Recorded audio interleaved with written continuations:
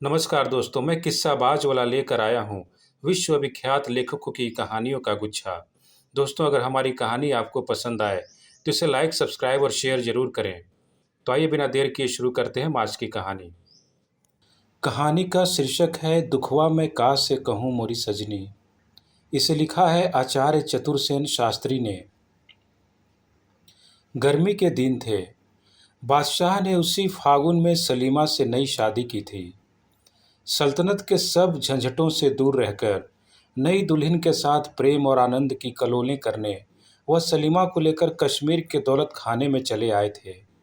रात दूध में नहा रही थी। दूर के पहाड़ों की चोटियां बर्फ से सफ़ेद होकर चांदनी में बहार दिखा रही थीं। आराम बाग के महलों के नीचे पहाड़ी नदी बल खाकर बह रही थी। मोती महल के एक कमरे में शमादान जल रहा था और उसकी खुली खिड़की के पास बैठी सलीमा रात का सौंदर्य निहार रही थी। खुले हुए बाल उसकी फिरोजी रंग की ओढ़नी पर खेल रहे थे। चिकन के काम से सजी और मोतियों से गुथी हुई उस फिरोजी रंग की ओढ़नी पर कसी हुई कमखाब की कुर्ती और पन्नों की कमर पेटी पर अंगूर के बराबर बड़े मोतियों के माला झूम रही थी। सलीमा का रंग भी मोती के समान था। उसकी देह की गठन निराली थी। संगमरमर के समान पैरों में जरी के काम के जूते पड़े थे, जिन पर दो हीरे धक धक चमक रहे थे।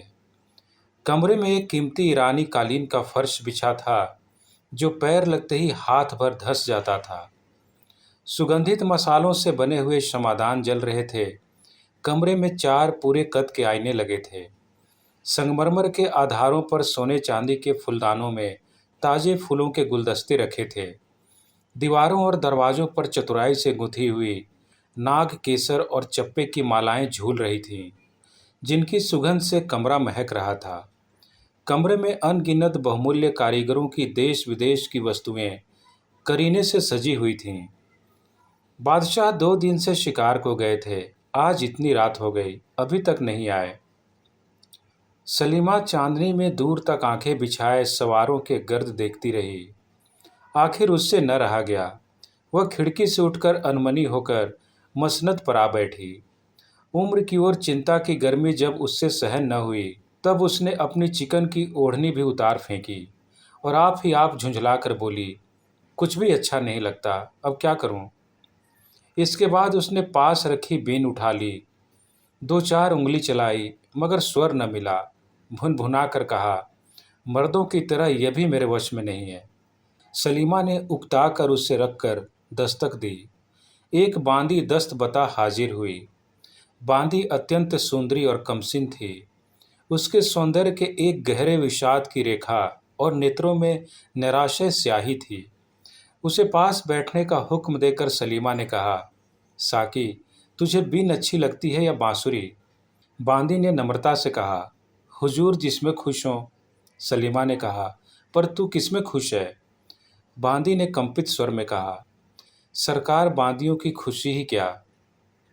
क्षण भर सलीमा ने बांदी के मुंह की तरफ देखा। वैसा ही विषाद, निराशा और व्याकुलता का मिश्रण हो रहा था। सलीमा ने कहा, मैं क्या तुझे बांदी की नज़र से देखती हूँ? नहीं, हजरत की तो लौंडी पर खास मेहरबानी है। तब तू इतनी उदास, झिझकी हुई और एकांत में क्यों रहती है? अपनी तकलीफ मुझसे तो कह प्यारी साकी। बांदी ने कंपित स्वर में कहा, हुजूर क्यों इतनी उदास रहती हैं? सलीमा ने कहा, इधर जहाँ पनाह कुछ कम आने लगे हैं, इससे तबीयत जरा उदास रहती है। बांदी, सरकार, प्यारी चीज़ न मिलने से इंसान को उदासी आ ही जाती है। अमीर और गरीब सभी का दिल ही है। सलीमा हंसी। उसने कहा, समझी, अब तो किसी को चाहती है। मुझे उसका नाम बता, उसके साथ तेरी शादी करा दूंगी। साकी का सिर घूम गया। एकाएक उसने बेगम की आंखों में आंख मिलाकर कहा। सलीमा हंसते हंसते लौट गई। उस मदमदाती हंसी के वेग में उसने बांदी का कंपन नहीं देखा। बांदी ने वंशी लेकर कहा, क्या सुनाऊं? बेगम ने कहा, ठहर, कमरा बहुत गर्म मालूम होता है। इसके तमाम दरवाजे और खिड़कियां खोल दे, चिरागों को बुझा दे, चटकती चांदनी का लुफ्त उठाने दे और फूल मलाएं मेरे पास रख दे। बांदी उठी। सलीमा बोली, सुन, पहले एक गिलास शरबत दे, बहुत प्यासी हूँ। बांदी ने सोने के गिलास में खुशबूदार शरबत बेगम के सामने ला धरा। बेगम ने कहा, उफ, यह तो बहुत गर्म है, क्या इसमें गुलाब नहीं दिया? बांदी ने नम्रता से कहा, दिया तो है सरकार। अच्छा, इसमें थोड़ा सा इस्तंबुल और मिला। साकी गिलास लेकर दूसरे कमरे में चली गई। इस्तंबुल मिलाया और भी एक चीज मिलाई। फिर वह सुवासित मदिरा का पात्र बेगम के सामने ला धरा। एक ही सांस में उसे पीकर बेगम ने कहा, अच्छा, अब सुना। तूने कहा कि मुझे प्यार करती है। सुना, कोई प्यार का गाना सुना। इतना कह और गिलास को गलीचे पर लुढ़काकर मदमदाती मसनद पर लुढ़क गई और रस भरे नेत्रों से साकी की ओर देखने लगी। साकी ने वंशी का सुर मिलाकर गाना शुरू किया। दुखवा मैं कासे कहूँ मोरी सजनी। वक्त देर तक साकी की वंशी और कंठ ध्वनि कमरे में घूम घूम कर रोती रही। धीरे धीरे साकी खुद रोने लगी। सलीमा मदिरा और यौवन के नशे में होकर झूमने लगी। गीत खत्म करके साकी ने देखा सलीमा बेसुध पड़ी है। शराब की तेजी से उसके गाल एकदम सुर्ख हो गए हैं और तांबुल राग रंजित होंठ रह रह कर फड़क रहे हैं। सांस की सुगंध से कमरा महक रहा है। जैसे मंद पवन से कोमल पत्ती कांपने लगती है, उसी प्रकार सलीमा का वक्षस्थल धीरे धीरे कांप रहा है। प्रस्वेद की बूंदें ललाट पर दीपक के उज्जवल प्रकाश में मोतियों की तरह चमक रही हैं। वंशी रखकर साकी क्षण भर बेगम के पास आकर खड़ी हुई। उनका शरीर कांपा, आंखें जलने लगीं, कंठ सूख गया। वह घुटने के बल बैठकर बहुत धीरे धीरे अपने आंचल से बेगम के मुख का पसीना पोंछने लगी। इसके बाद उसने झुककर बेगम का मुंह चूम लिया। इसके बाद यहीं उसने अचानक आंख उठाकर देखा, खुद दीन दुनिया के मालिक शाहजहां खड़े उसकी यह करतूत अचरज और क्रोध से देख रहे हैं। साकी को सांप डस गया। हत बुद्धि की तरह बादशाह का मुंह ताकने लगी। बादशाह ने कहा, तू कौन है और यह क्या कर रही थी? साकी ने धीमे स्वर में कहा, जहां पनाह, कनीज अगर कुछ जवाब न दे तो। बादशाह सन्नाटे में आ गए। बांदी की इतनी स्पर्धा? उन्होंने कहा, मेरी बात का जवाब नहीं? अच्छा, तुझे नंगी करके कोड़े लगाए जाएंगे। साकी ने कंपित स्वर में कहा, मैं मर्द हूं। बादशाह की आंखों में सरसों फूल उठी। उन्होंने अग्निमय नेत्रों से सलीमा की ओर देखा। वह बेसुध पड़ी सो रही थी। उसी तरह उसका भरा यौवन खुला पड़ा था। उसके मुंह से निकला, उफ, फाहशा, और तत्काल उनका हाथ तलवार की मूठ पर गया। फिर नीचे की ओर घूम कर कहा, दोखस के कुत्ते, तेरी यह मजाल। फिर कठोर स्वर से पुकारा, मादुम। क्षण भर में एक भयंकर रूप वाली तातारी औरत बादशाह के सामने अदब से आकर खड़ी हुई।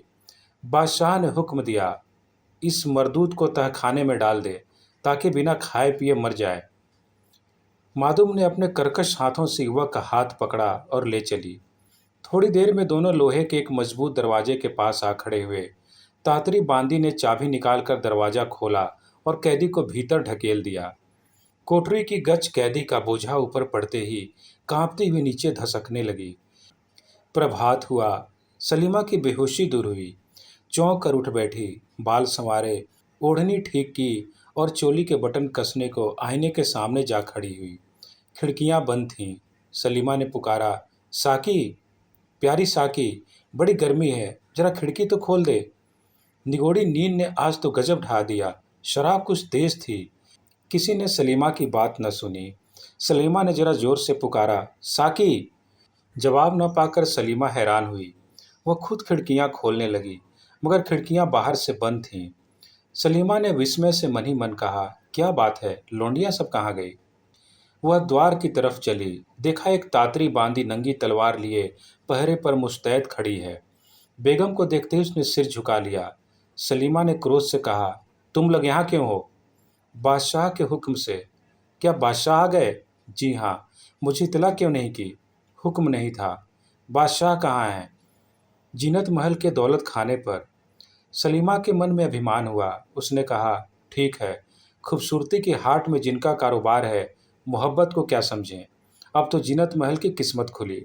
तातारी स्त्री चुपचाप खड़ी रही। सलीमा फिर बोली, मेरी साकी कहाँ है? कैद में। क्यों? जहां पनाह का हुक्म था, उसका क्या कसूर था? मैं अर्ज नहीं कर सकती।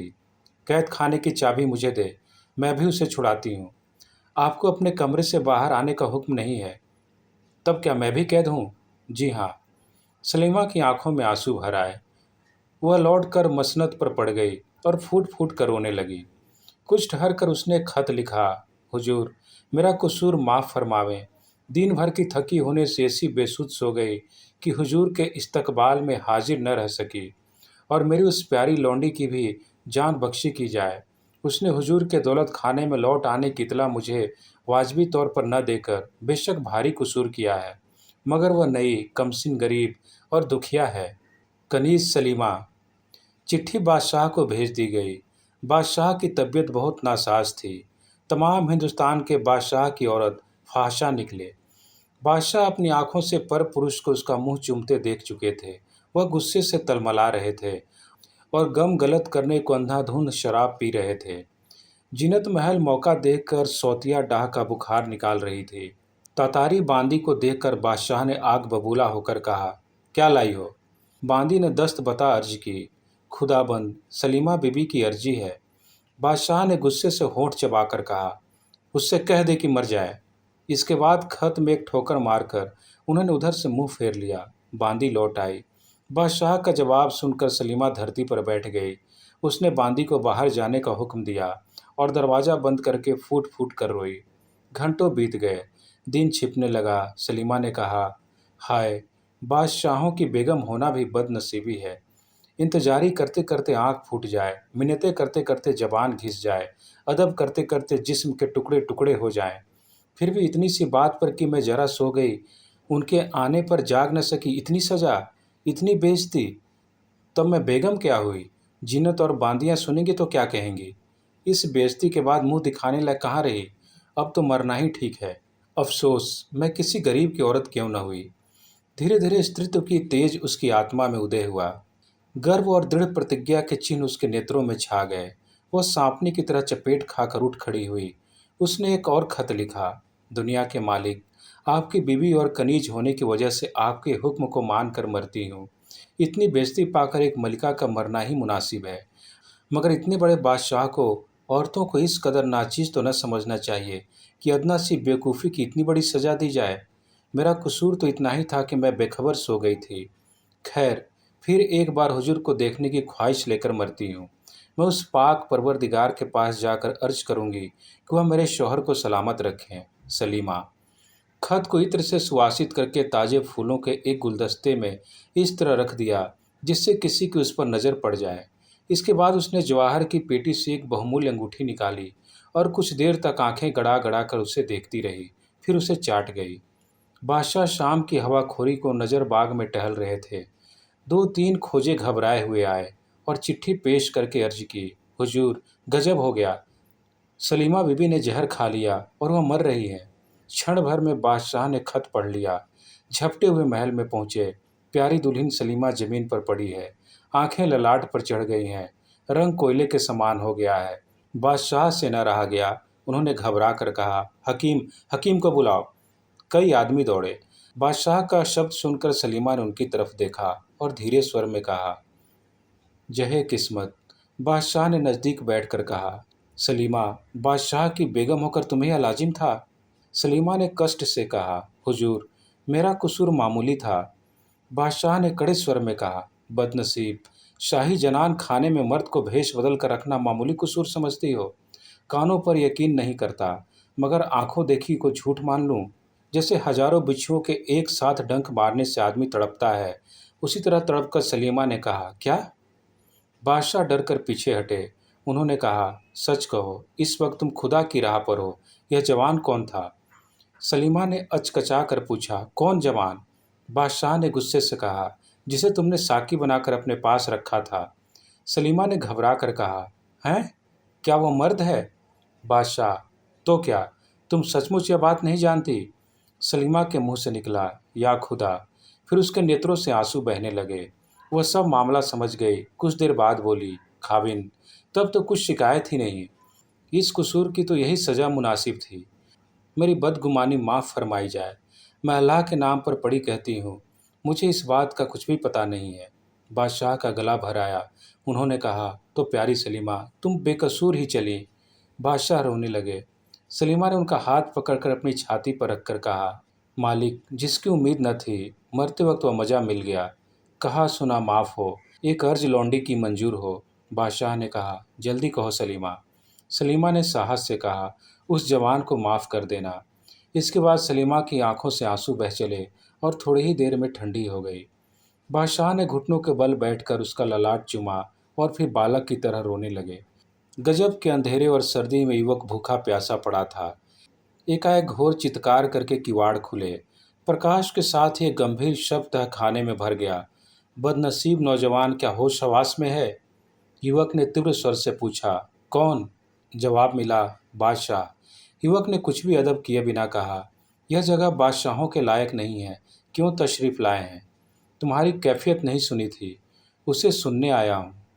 कुछ देर चुप रहकर युवक ने कहा, सिर्फ सलीमा को झूठी बदनामी से बचाने के लिए कैफियत देता हूँ। सुनिए, सलीमा जब बच्ची थी, मैं उसके बाप का नौकर था। तभी से मैं उससे प्यार करता था। सलीमा भी प्यार करती थी, पर वह बचपन का प्यार था। उम्र होने पर सलीमा पर्दे में रहने लगी और फिर वह शहंशाह की बेगम हुई। मगर मैं उसे भूल न सका। 5 साल तक पागल की तरह भटकता रहा। अंत में भेष बदलकर बांदी की नौकरी कर ली। सिर्फ उसे देखते रहने और खिदमत करके दिन गुजार देने का इरादा था। उस दिन उज्जवल चांदनी, सुगंधित पुष्प राशि, शराब की उत्तेजना और एकांत ने मुझे बेबस कर दिया। उसके बाद मैंने आंचल से उसके मुख का पसीना पोंछा और मुंह चूम लिया। मैं इतना ही खतावार हूँ। सलीमा इसकी बाबत कुछ भी नहीं जानती। बादशाह कुछ देर चुपचाप खड़े रहे। उसके बाद वह दरवाजे बंद किए बिना ही धीरे धीरे चले गए। सलीमा की मृत्यु को 10 दिन बीत गए। बादशाह सलीमा के कमरे में ही दिन रात रहते हैं। सामने नदी के उस पार पेड़ों के झुरमुट में सलीमा की सफ़ेद कब्र बनी है। जिस खिड़की के पास सलीमा बैठी उस दिन रात को बादशाह की प्रतीक्षा कर रही थी, उसी खिड़की में, उसी चौकी पर बैठे हुए बादशाह उसी तरह सलीमा की कब्र दिन रात देखा करते हैं। किसी को पास आने का हुक्म नहीं है। जब आधी रात हो जाती है तो उस गंभीर रात्रि के सन्नाटे में एक मर्म भेदनी गीत ध्वनि उठ खड़ी होती है। बादशाह साफ साफ सुनते हैं, कोई करुण कोमल स्वर में गा रहा है, दुखवा मैं कासे कहूँ मोरी सजनी। धन्यवाद।